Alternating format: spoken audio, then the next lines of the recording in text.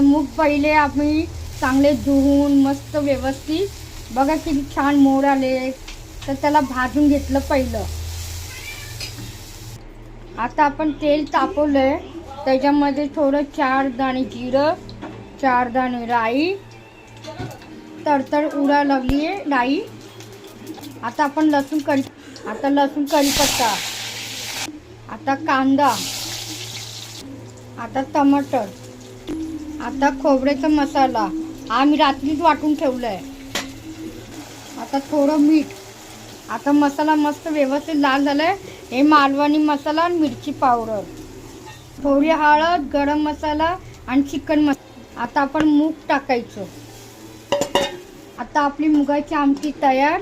Subscribe करा, like करा, share करा, कमेंट करायला विसरू नका. तुम्ही पण कमेंटमध्ये सांगा अशीच मुगाची भाजी करता का. बाय.